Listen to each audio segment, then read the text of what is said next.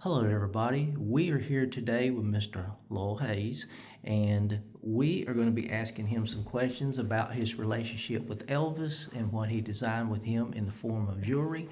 So, we're going to get started here. As always, go ahead and subscribe, share, so that we can bring Elvis's people to you as often as we possibly can. So, one of the first questions that I wanted to ask you, sir, is tell me, when is the first time that you met Elvis Presley, and what kind of exchange was that, in your opinion, when you met him for the first time? Well, I was introduced to Elvis by his doctor, Nicopolis. He was my family doctor. And so Nick called one day and asked me, told me he was going out to Graceland to see Elvis, and would I like to go out there and meet Elvis? And this was in probably 1965 or six. That's when I met Elvis out at Graceland, and was introduced to him, and that was my first time to meet him. Okay. There wasn't much to it; it was just a meeting. Then. A week or so later, Dr. Nick, I was working for my dad at the time as a jeweler, a manufacturing jeweler. And he called, and Dr. Nick called, and he said, Elvis has sent a Learjet to pick me up and take me to Vegas. He was in Vegas. And so I've skipped a year or two. This had to be in 1970 when Elvis first started in Vegas.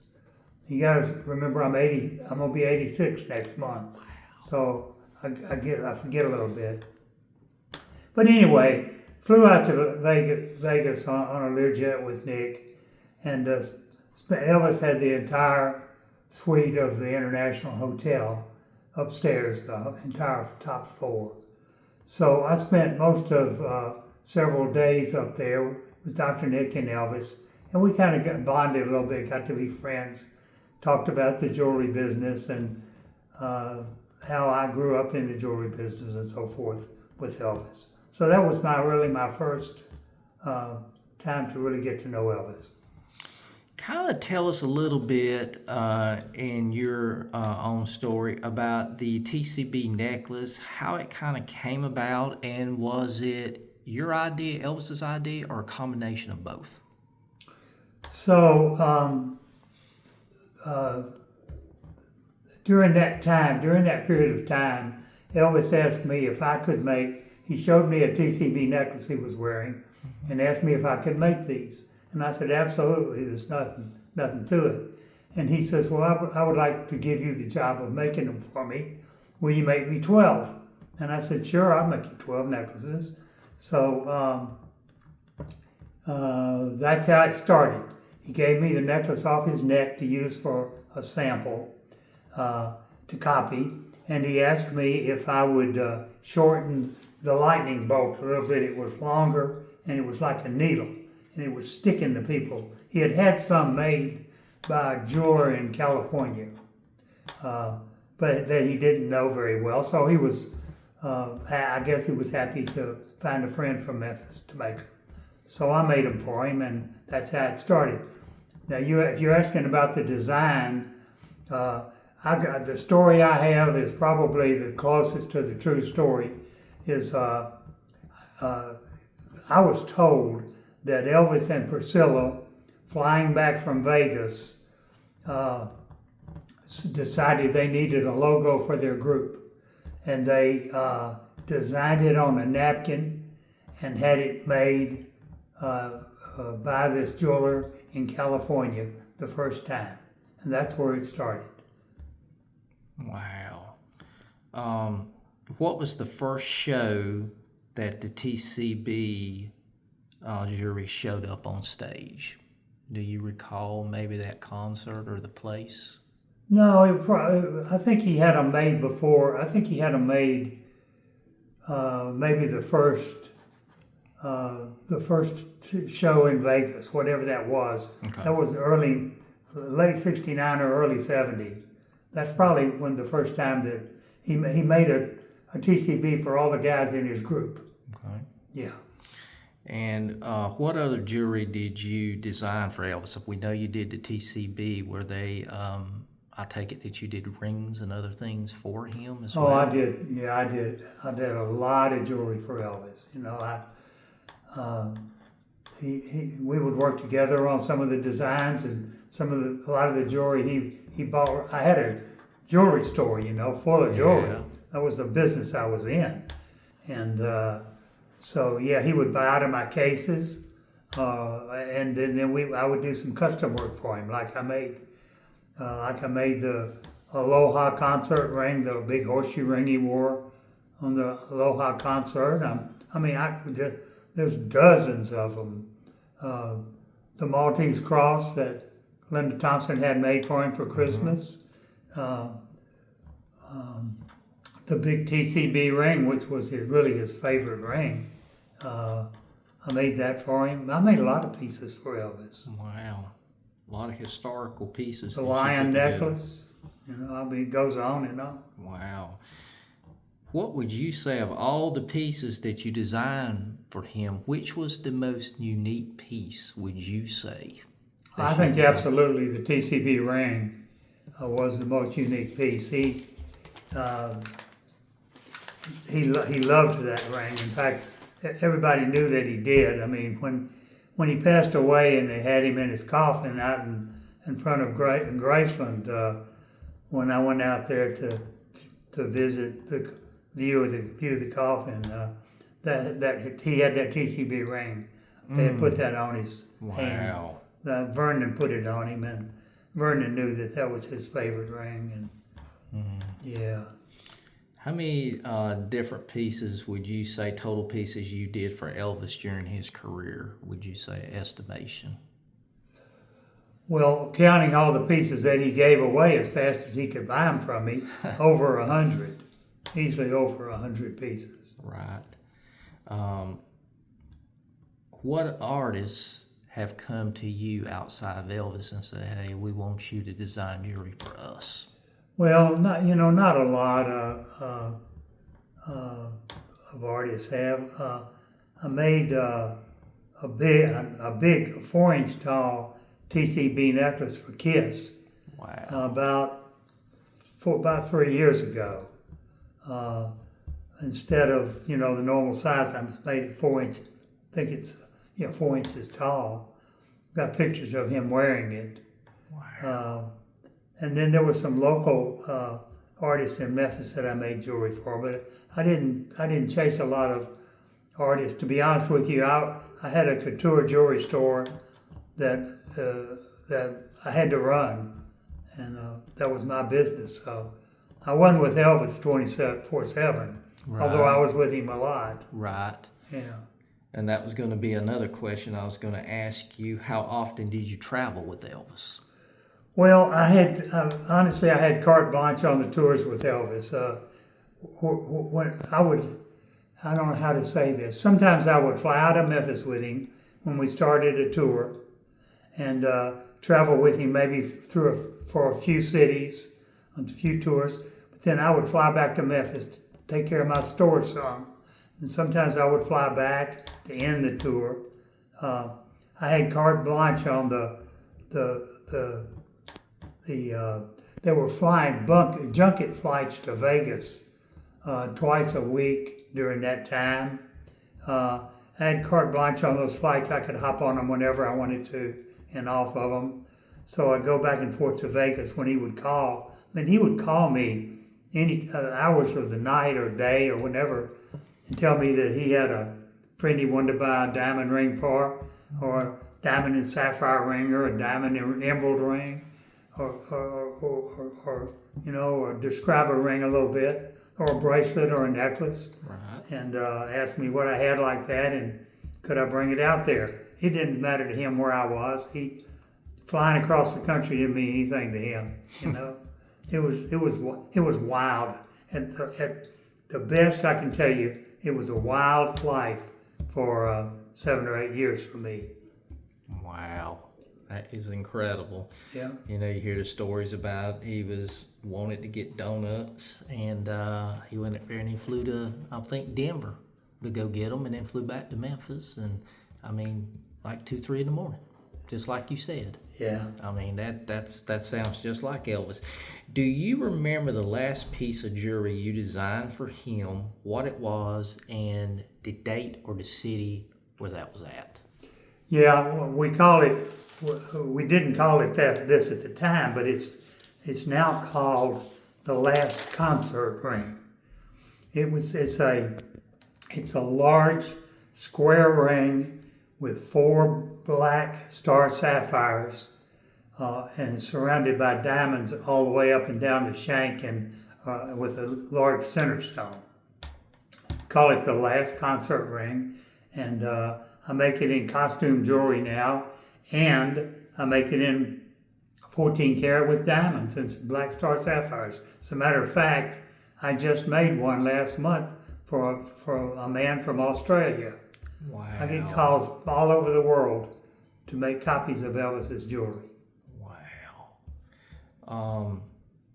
Do you plan to do any new type of series of Elvis Presley's type of jewelry with any of the family members in the future? Is that something maybe you've talked about? Like do a different line, sort of like you did with Vernon with the boxcar, you know? No, I do not. Now, the only thing we did with boxcar was the TCB necklace.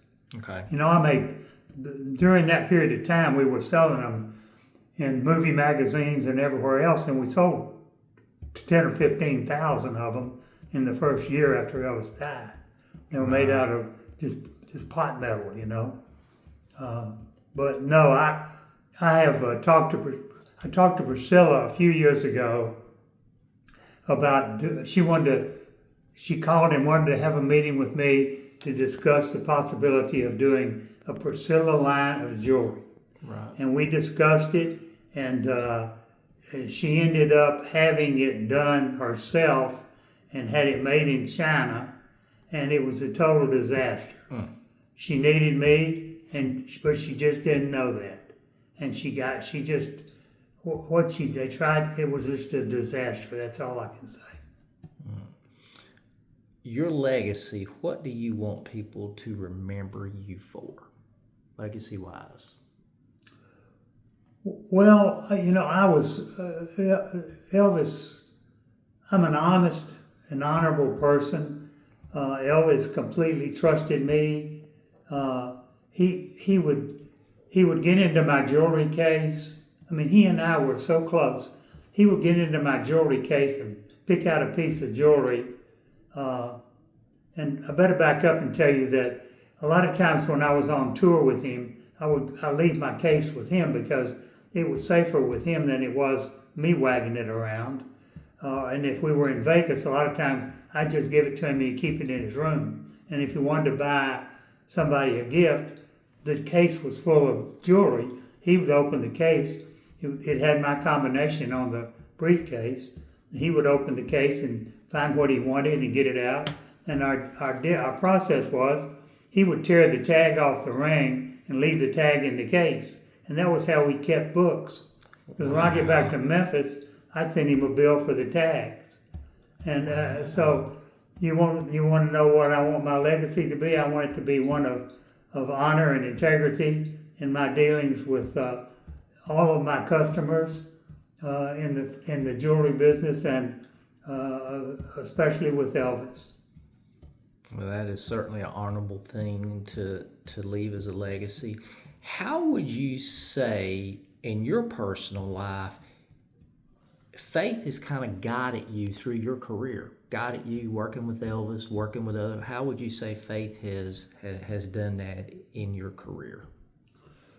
Well, I can tell you that the Lord has always been involved in my life, even though I didn't become a Christian until I went on the Emmaus walk some 45 years ago. And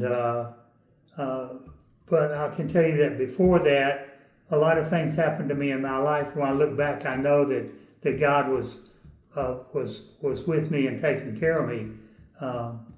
But the rest of my life and my current life has been involved with my church, and I am now a Christian and a very strong believer. The Lord Jesus is my Savior. And that is so important with everyone that have received and done that, because at the end of time, that's all that's going to matter. Yeah, that's exactly all right. that's going to matter. Did you ever witness, I know Elvis loved his gospel music, did you ever witness him, especially in the mid-70s? We heard he got nervous before some of his shows, and a lot of times they caught him, they were wanting to know where he was when they were doing the 2000 Odyssey, and they found him praying in the bathroom on his knees. Did you witness any of that or heard any of that from the people that worked with him? I thought that was kind of unique, because it's almost like he was wanting to give more than just, I'm Elvis Presley. I'm wanting to use that for something greater. Did you hear about that or witness that yourself? I did not. My closest time of being with Elvis when he was being religious, if you want to put it that way, was he kept a Bible by his bed. A lot of times he would call me at night in Memphis, and I would come out to Graceland and go up to his bedroom, and he was sitting in his bed, and I'd sit on the side of his bed, and we'd talk to him, and we'd talk, and I was there because he was looking for a piece of jewelry, but we talked a lot of times. We would talk about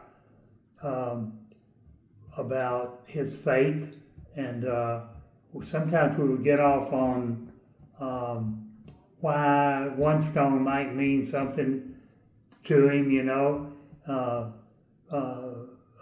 but we never really got into any in-depth conversations about our faith, other than I know that he completely trusted in the Lord Jesus. I know that. And that is extremely important, because that question's come up so many times. Was Elvis a Christian? Elvis was a Christian. I believe that once you're saved, you're always saved. You can backslide, but that doesn't change anything. You're always saved. Elvis was definitely a saved Christian boy. He definitely was. Do you plan on retiring at all, or are you going to the very end? I know you probably been asked that question. I have 5 children. I have 3 boys. 2 of them are home builders. One of them is a doctor, a nurse, anesthesiast, and I have 2 daughters. One of my daughters is a nurse. The other daughter is a Spanish teacher who absolutely loves Elvis, has been involved with me and Graceland and the Elvis thing since the very beginning. And if I may elaborate on that, when she was a freshman at the University of Alabama, she got me involved. She got me at that point. I don't want to get my dates mixed up. That's okay. So one day she calls me and she says, "Dad, you need to show the Elvis Presley people your jewelry." And I said, "Well, Elvis is gone, I wasn't into it big time then." And she said, "I think that you need to get licensed." And I said, "Well," I tried to get licensed, and they didn't want to license me. She said, "Well, I want to go out there and talk to him." So she takes it upon herself to go out to Graceland and talk to the girl that's in charge of licensing. And then she comes back and she says, "Dad, I talked to her, and she told me that if you would give me, and I'm not going to say the amount, of X number of dollars in cash, that I will get you a license." And I said, "Bailey, we're not doing that. That's illegal, and we're not doing that." And so So that was the end of that. And so, but she had me all stirred up, and at that time I had made a lot of jewelry for Elvis, and I thought, the public needs to see some of this jewelry. So I rented. They wouldn't license me, and they didn't want the jewelry. So I rented a billboard on Elvis Presley Boulevard, right across the street from Graceland. Put my name on it and showed some pictures of the jewelry I made Elvis, jewelry by Lowell Hays. And lo and behold, within a week they were calling me and wanted to license me. Can you imagine? Wow. So they did license me, and that's how the whole thing got started. Bailey was responsible for it. She has followed me along with it ever since. Whenever we do the shows in Memphis or anything, Bailey is there. And when I get to the point that I can no longer do this, and I'm beginning to think I'm on my way there now, but anyway, Bailey's going to take over the business. She knows it from the ground up, and the fans over the past few years, the fans have gotten to know Bailey, and so I'm convinced that when she takes over for me, that she will continue the business. Wow. Yeah. So we're going to end part 1 here, and then we're coming back with part 2 and ask a few questions to end up this interview process. So we will be right back. So stay tuned, everybody.